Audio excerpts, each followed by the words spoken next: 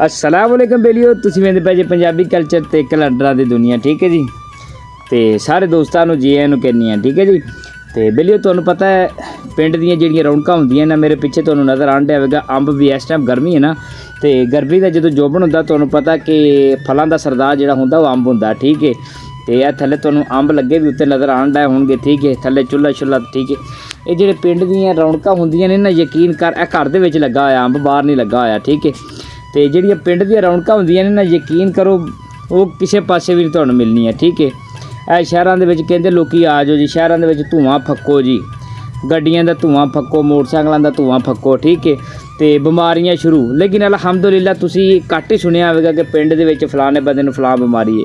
ਸ਼ਾਇਦ ਨਾਦਰ ਕੋਈ ਹੁੰਦਾ, ਲੇਕਿਨ ਇੱਕ ਤੇ ਆਬੋ ਹਵਾ ਤਾਜ਼ੀ।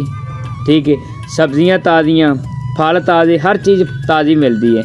ਤੇ ਇੱਥੇ ਭਾਵੇਂ 15 ਦਿਨਾਂ ਦੀ ਬੇਈ ਤਰਬੇਈ ਪਈ ਹੋਵੇ, ਛੱਟਾ ਮਾਰ ਕੇ ਤੁਹਾਨੂੰ ਆਂਦੇ ਨੇ ਲਓ ਜੀ ਇਹਨੂੰ ਹੋਸ਼ ਆ ਗਈ, ਸਬਜ਼ੀ ਨੂੰ ਲੈ ਜਾਓ ਘਰੇ। ਠੀਕ ਹੈ, ਇਵੇਂ ਹੀ ਗੱਲ ਹੈ ਨਾ। ਤੇ ਚਲੋ ਦੱਸਦੇ ਤੁਹਾਨੂੰ ਅੱਜ ਦੀ ਜੰਤਰੀ। ਤੇ ਬੜੀਆਂ ਗੱਲਾਂ ਹੋ ਗਈਆਂ ਨੇ। ਤੇ 15 ਜੇਠ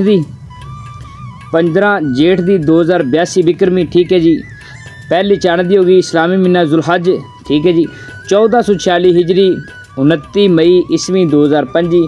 ਤੇ ਦਿਹਾੜ ਜੇ ਜੁਮੇਰਾਤ ਦਾ ਤੇ ਭੁੱਲਿਆ ਜੇ ਨਾ। ਠੀਕ ਹੈ ਜੀ, ਤੇ ਅੱਲਾਹ ਪਾਕ ਤੁਹਾਨੂੰ ਖੁਸ਼ ਰੱਖੇ, ਆਪਣੇ ਹਿਫਜ਼ੋ ਮਾਨ ਦੇ ਵਿੱਚ ਰੱਖੇ ਜਨਾਬ।